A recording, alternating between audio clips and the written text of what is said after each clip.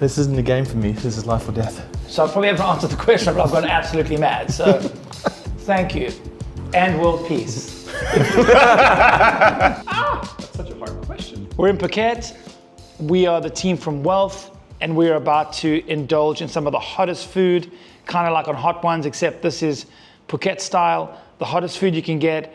We're going to give it a shot and answer your questions. Pray for us. I don't know if we need it, but I might as well say it. We got Penang curry, papaya salad, and pad kapow. It doesn't matter its name. It just matters that it's going to hurt me, and I'm not looking forward to it. Okay, I actually can't wait.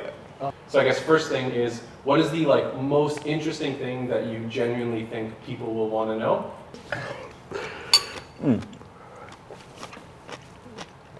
So for me, the most exciting thing we're working on at Wealth right now, not a lot, but several others are doing the pre-IPO, the blue chips, the SpaceXs, the poly markets. We're doing all that.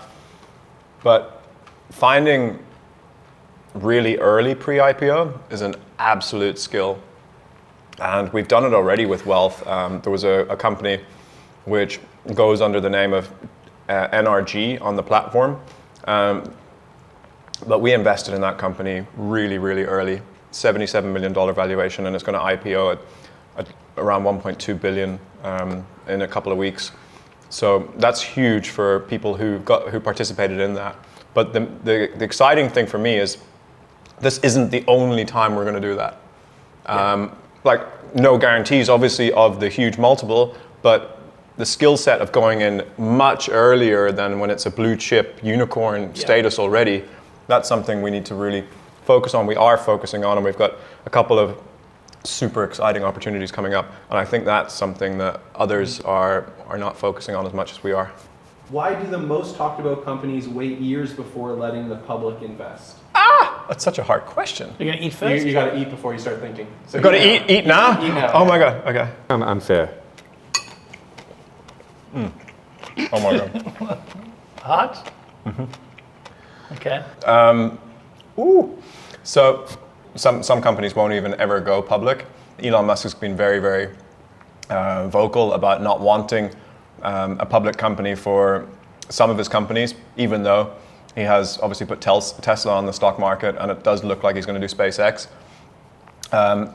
It's about control. I think these guys, these boards and entrepreneurs, they want to maintain control as much as possible in the early stages, and the best way to do that is by having private investors and not letting the company go public, because then you have to conform to a whole ton of compliance and rules and regulations, and it's a lot harder to, I think, experiment and do innovations. So that's my understanding.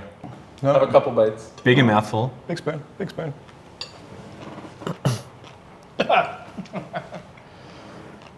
Okay. Wow. Oh God. It's warm. Okay. Awesome. Can't wait. What was the question? Are public markets keeping up with how companies are built today?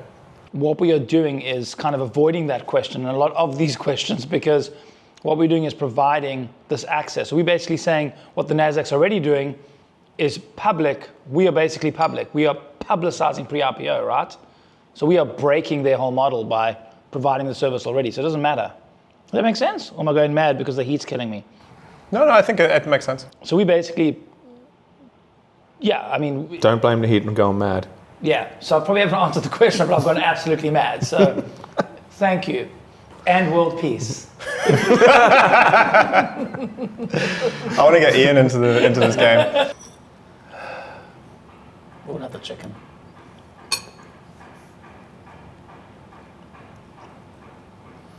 I don't know how people enjoy this. Why has your voice gone up? I've never heard you this quiet before. What part of building wealth has been harder than you expected? This part. Marketers. There we go. Fuck those guys. Marketers. Is that the answer to the question? Yes. Or is that because the I'm chilies? coming for you. Next question, please. Can you expand on that a little bit? Managing decentralized people, like a decentralized team, like a team that's all over the place, is a very different structure to a team that you're with and you can see every day and you understand their personality profiles and the time dilation and change in people. So you've got to really figure the person that's late at night there. And so I think the context of managing a group of people has been the hardest thing, I think, and getting effective gains and results from those people without taking over their lives at the same time, because we're in a 24/7 market. I think that's been a big one. Yeah, big one. What's that got to do with marketers? I don't envy. This has to do with marketers. Oh, right. Okay, you're blaming the marketing people. But, okay. And Tim has been very good at that. I've been very vocal on that. We had a conversation, I think the very first real conversation we had, the very first time I was here in Phuket, and I said, I don't envy you at all. I don't want to do what you do. I have no interest in doing that. So good luck to it. I'll be there with you, but all yours. Yeah, but it's working quite well, to be fair. I think it's a lifestyle, and I think once you get used to the lifestyle, you have to constantly tweak it, though. You can't just let it... Have a mouthful, please, while you're talking. Thank you. Okay. It's really good. Very, very spicy, though. Why did I take such a big bite? This remote working thing, like exploded teams or whatever we call it, it's a constant challenge, and you have to prioritize meeting up like this in person. Otherwise, I think there's a lot of nuance that gets lost, and it's very, very hard to replace that nuance across any type of telecommunications, like whether it's a WhatsApp chat or a call or a video call. So in-person meetings, a couple of times a year has been incredibly important to build that sort of third dimension around the team, and it's been it's made us closer on every occasion. So I'm really, really happy that we've taken those opportunities, and but the technology is getting better. So it's actually incredibly possible to do what we're doing. We're not the only ones doing it. So I actually think if somebody gave me an office now and a team of 12 people, and it was only that, I'd be extremely disappointed. And I don't know, going back to that sort of way of living and working, I don't think I could do it. Holy crap, this is warm. It was very warm. Guess the new rule is that if you're going to speak, you have to eat first. Okay, good. I'm not speaking. No, you're going to speak.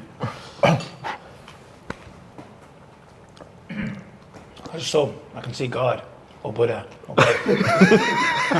Okay, what do most people misunderstand about pre-IPO investing?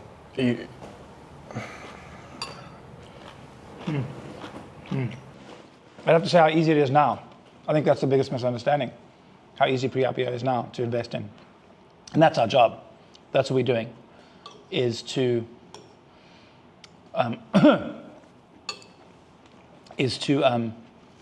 make onboarding easy and frictionless. I think that one of the biggest misconceptions is that every pre-IPO will actually come to a public offering, an IPO, and that there's going to be this magic moment where a huge influx of liquidity is going to come. That's not always the way. Woo! That can happen, and we're pretty sure SpaceX, for example, is going to do an IPO this year. 2026 has been announced. But it could also be that SpaceX never does an IPO, and instead they choose to pay dividends out to their shareholders. If that was the case, you would still, if you're holding a tokenized slice of SpaceX, for example, in your wallet, you would still get some liquidity into your wallet that way. And then another alternative is, and this is quite unique to the Wealth platform, is that if you, for example, see that the valuation of SpaceX has gone up 2 or 3 fold, and you are happy with that and you want to get out, you can actually sell your slice on the Wealth marketplace, which is quite a unique feature for Wealth. So liquidity is something that people don't easily understand around pre-IPO investing. Ooh. Yeah. This is proper. It's starting to bite afterwards now. Yeah, good. Some Tom. It's compounding. No. No? It's compounding. Yeah. Were you going to say something? It's well said, because either way, the equity is there. There may be a smaller piece if you own the direct equity in the company.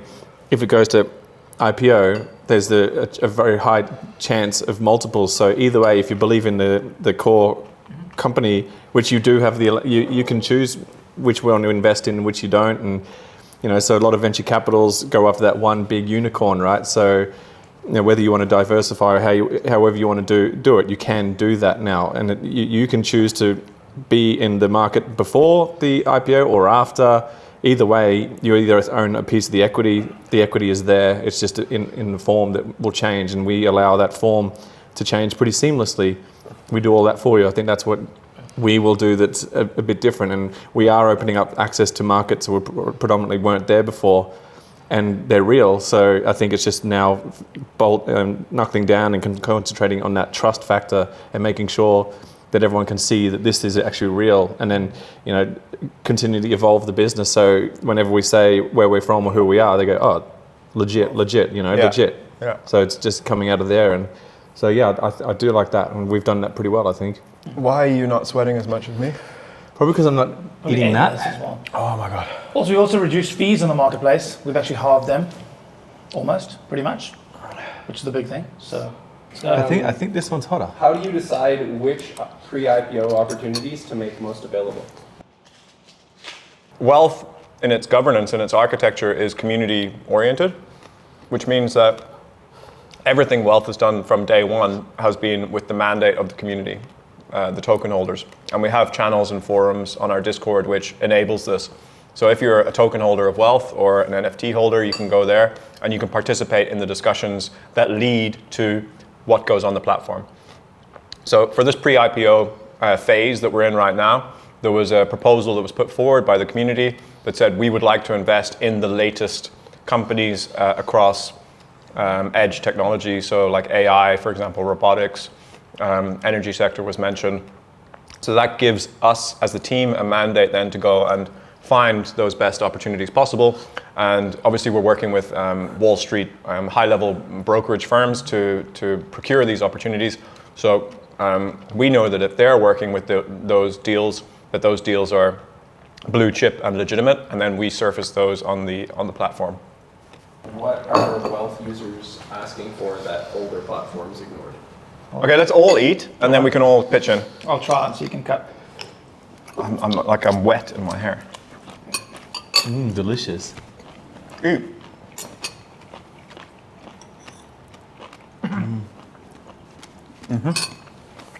There's quite a few people that have copied Wealth. Let's be honest. Let's be fair. Other companies that are trying to do what we're doing.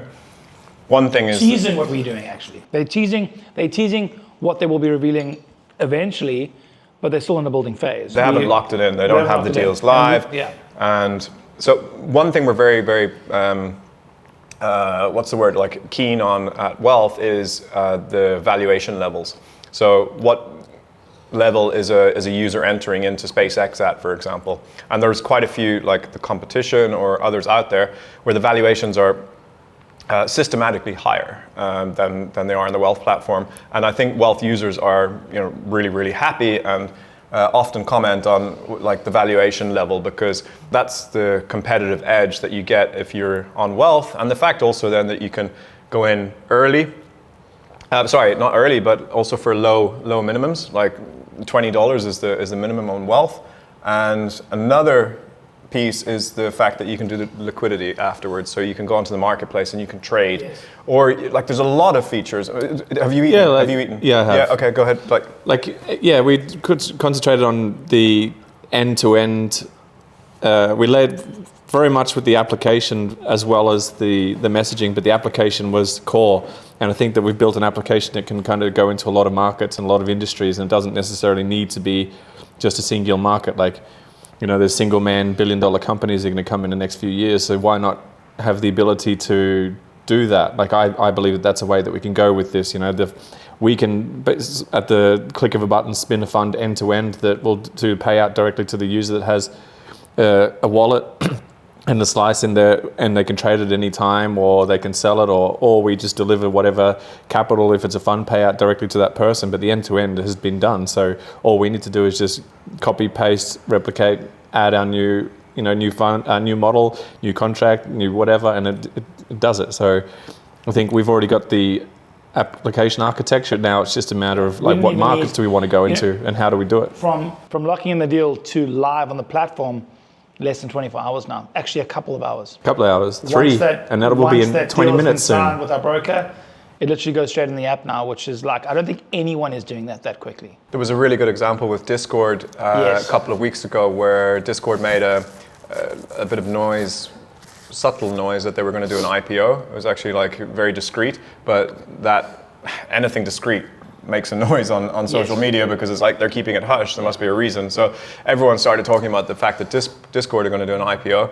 We were able to source and finalize the investment in Discord by the next day, and then it was live on the app within 48 hours, which I think is a USP that I'm really, really proud of as well. Hugely. And we have stocks as well. Speed. We have stocks coming on board, so it opens up the world to strategies. You'll be able to invest in companies that exist already. So, I just think that we've got the end-to-end architecture that will handle, as I said earlier, like all markets. We can do crypto tokens, we can do NFTs, we can do marketplace sales, we can buy direct stocks, we can run strategies, we can do strategies. We do strategies. We've been road testing several of them. All markets tokenized. Edit out, please. Access to all markets. All access powers to all markets. Okay. Okay, so now just like anything that's happening with the community or that you're happy with, just anything that you want to share. So what are the things we're happy with right now? This mango sticky rice, I'm happy with that. Like, has the community been supportive or very supportive? The thing is, actually been really supportive. We haven't any major, obviously we have a support structure. We run the support mainly through Discord and through a very healthy kind of support docs. No major issues. And even when there are issues, people are very patient. They've been in the community for a while. Obviously blockchain, a lot of it's blockchain tech. You might not see it all, but what's happening behind the scenes is very, very complicated stuff. People are generally very, very positive, even when we bring to light some hard decisions, because obviously it's community driven. Everything goes through voting. It's actually generally been very well received. Any big milestones that you've hit in the past year or so that you're really happy with how those are going? Yeah, absolutely. It wasn't that long ago. It was only a few weeks ago, really, if you think about it, that we were sitting in Singapore and Ian was pulling 18-hour days with the dev team because we were pushing a whole new front end. And that was intense. I remember sitting for 3 hours straight just watching you guys grind away because you were bug fixing and testing, and I was really, really proud of you guys then. And now the whole front end is live. We're changing it, we're evolving it. We're about to have a new native app, so Android, iOS apps are almost finished as well. So I think that's the thing I'm really, really excited about, is the user experiences is becoming what you would expect of a fintech application. You're going to have Mondo, and you're going to what other good fintechs are there? I use Revolut a lot. That's been my benchmark. I want people to think of wealth as a fintech kind of wealth platform first and foremost, not a crypto platform. And we're getting there, I think. Nice. Okay. And what's one major takeaway or thing that people should look forward to for 2026? I'll say new products, loads more pre-IPO, loads more good opportunities, early stage opportunities. Early stage. And just focusing on on-ramping, so kind of making it a lot easier for users to come on the site as well, to onboard, even though the on-ramps are there, but just focusing on even more. Because obviously, as much as you can make an app as easy as possible to onboard, you are always jurisdiction based. So just because I might have Apple Pay in the UAE, I might not be able to use Apple Pay, in South Africa or the UK. So kind of focusing on those on-ramps and just making it as seamless as possible. No, I agree. It's, we came from as a Web3 project, DAO, all of the hot words in the time, and whilst we still maintain those structures, we've kind of abstracted away all of that technical jargon, and even now we're working on seamlessly getting a person an account, which is essentially a wallet, but you don't know you have the wallet, and you can transact without needing to bring ETH in and doing all of that, which is very confusing even for gasless transactions. Like gasless transactions, and just making that whole experience a lot smoother and easier to understand, whilst not losing the core piece, which was that delivery, Signing up with Gmail. taking custody of your own assets and sending and selling at any time and holding your own assets and being in custody and actually having a choice of what you do with your own capital, I think is super powerful. So I think keeping on building on that and allowing people to do a lot more from the application as well. So yeah, I think looking forward to 2026, I think it's going to be it's going to excel very quickly. I think the world's going to look very, very differently in the end. There's no way we can forecast for that, but just build and hopefully the people will come. I think scale is also massive because, at least for me and also the other founders, I can speak on their behalf as well.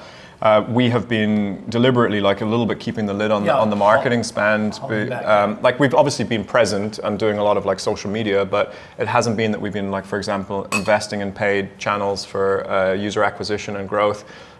These strategies are a little bit being keep the lid on them until we've had the front end that we feel is scalable. Yeah. Well, until we've had the native apps, and now we're here. We're at that stage. So look out for a lot more presence on things like Instagram, TikTok, Facebook, obviously X as well, but new media channels and a lot more users coming to the platform. And like these guys said, products, features. Yeah, because it's very difficult to build for retail when you are Web3. We are very Web3. And now we're building for retail as well. So that's why obviously they held back on the marketing side. It's because you think, oh, that's easy, but not easy. It's not easy to dad and to mom and, to your wife. It's some CEOs can't even log into their own laptops half the time, you know what I mean? Is that aimed at anyone in particular? No, I'm just saying, a general person. You're looking I just don't want a MacBook, okay? We're looking at boomers here. Boomers they still We're looking at a few now. Yeah, printers and fax machines. Let's go. Yeah, it just looks like death. Dude, have a proper spoon. No, please no. Please. Not interested. I mean, that's the whole point of the game.